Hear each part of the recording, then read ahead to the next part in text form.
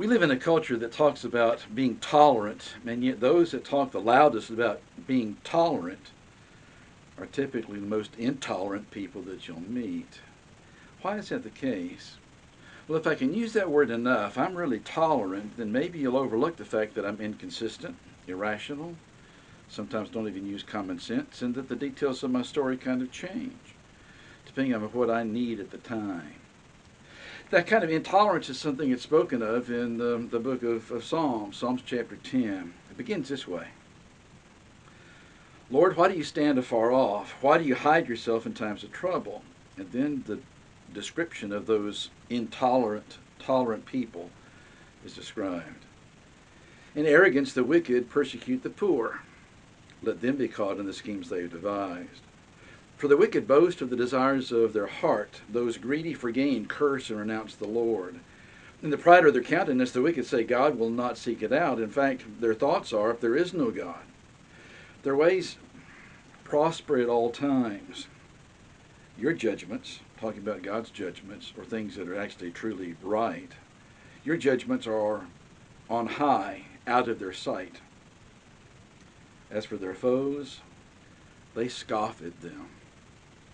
They think in their hearts, we shall not be moved. Throughout all generations we shall not meet adversity. Their mouths are filled with cursing and deceit and oppression. Under their tongues are mischief and iniquity. They sit in ambush in the villages, and hiding places they murder the innocent.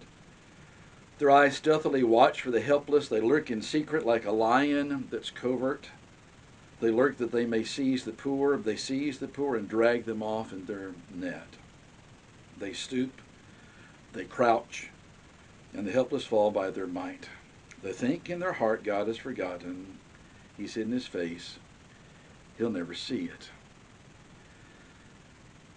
Those that in our society talk about tolerance in a lot of ways really are the most intolerant people that you'll meet. And why is it that those individuals actually don't really see that inconsistency among the way that they approach certain topics or certain people? I don't agree with you, so I'll shout at you, scream at you, curse at you. That is not the mark of intelligence. Actually, we see a lack of intelligence all through our culture.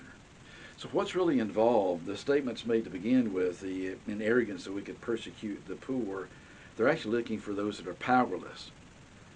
And if we can actually rule over them, persecute them, then our estimation of ourselves is heightened, and those people actually find their place under our thumb, as really they should, in the way of thinking of the tolerant.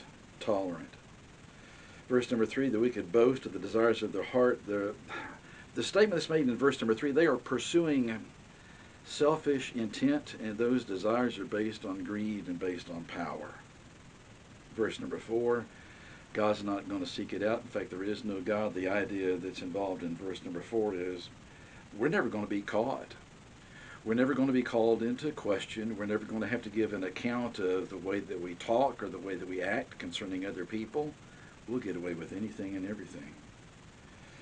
Down in verse number 5, your judgments, what is really true and what is right, those kind of things are on high and out of their sight. Their lack of intelligence places true judgment out of their grasp. They cannot even comprehend it, but they maintain that they're the most righteous, most intelligent, most intellectual people on the planet.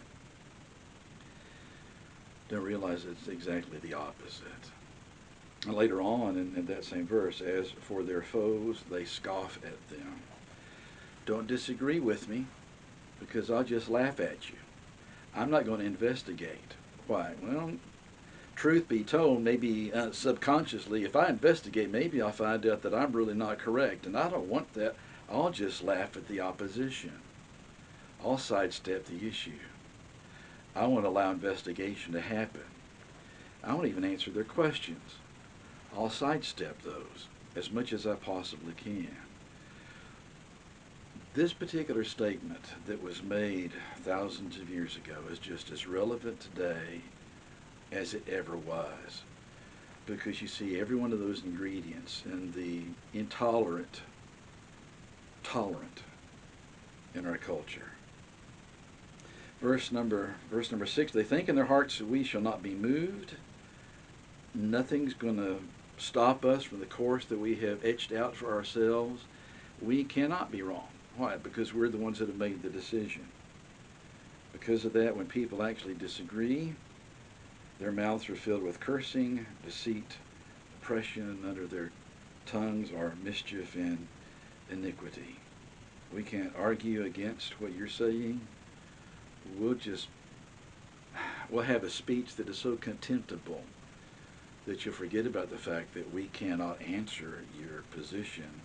We'll just keep cursing and using this kind of despicable language. And meanwhile, we'll sit in ambush for those that are less fortunate. It's not only the case that in our culture there is an intolerance among those who classify themselves as tolerant. There are a lot of individuals, even in the realm of academia, that will profess that they are intelligent, when really nothing could be further from the truth. Common sense doesn't seem like it exists.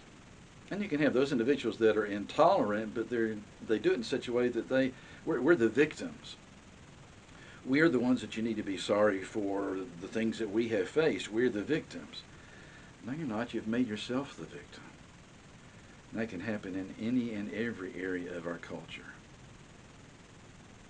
Even within the Bible-believing world. There are individuals who classify themselves as tolerant that are really not.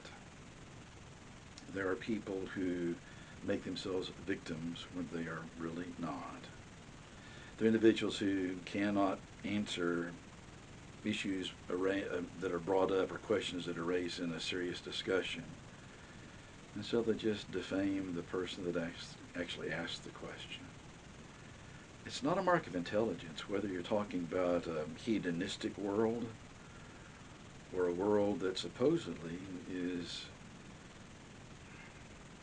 surrounded with a great deal of belief in the God of the Bible. You can find that lack of tolerance in the heart of almost anyone.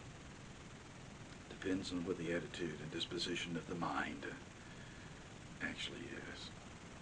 Get a chance, read through the entirety of Psalm chapter 10 again and see that intolerance of that day showing itself again in ours. Please stay safe. We'll talk again soon.